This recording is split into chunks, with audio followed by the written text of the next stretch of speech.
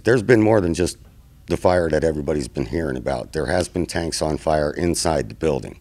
Wow. Okay, and there was this one incident where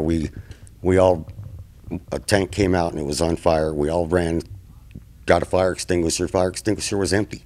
We ran and got another fire extinguisher. That one was empty. It took 3 fire extinguishers before we found one that actually worked. Why would it catch on fire? It had a little fuel? It had a bad valve on it that got past, some of the workers, which I always blamed it on fatigue of the workers because they're just overworked. Let's talk about the fatigue. That's a main concern of yours, isn't it? Yeah, it was. It was, and it still is to this day, but I know that now they got 2 crews, and I know that they're probably a little safer over there than they were when I was there. What was the schedule like over there? When I was there, it was 4 in the morning until the last truck was loaded, and that was just it. No excuses. If you get sick, if you get hurt, it would cost you about $350 for that day off because you couldn't come back to work without a doctor's note. Wow. And so what about the storage of these used containers that they said started the fire and that there's leaking fuel outside?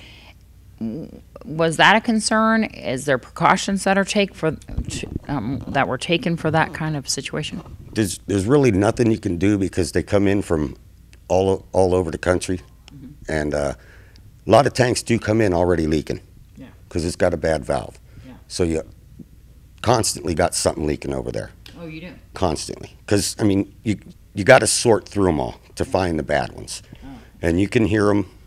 They make a certain sound, and you can hear the certain sound coming out, and those are usually the ones you dig for first because they are the unsafe ones. So having them stored so close to the building or having them stored in an area that could potentially be more dangerous, like the lines catching fire and those bigger tanks going?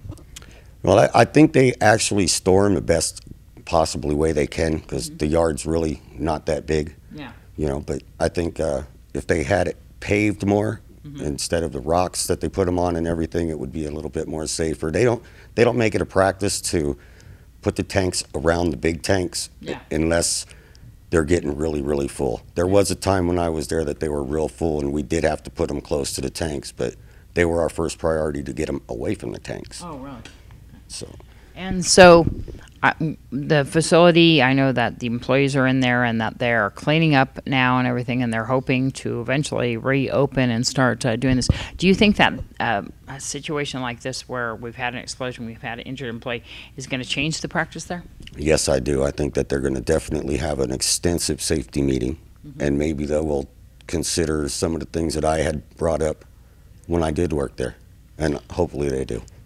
And as far as you being a former employee there, you don't have any harsh feelings towards Amerigas or anything to do with the company? No, I don't have no hard feelings. It's when they let me go, I was actually relieved that they let me go, and because most workers, when they get let go, they come back and beg for their job back. But I told the boss I didn't want to beg to kill myself.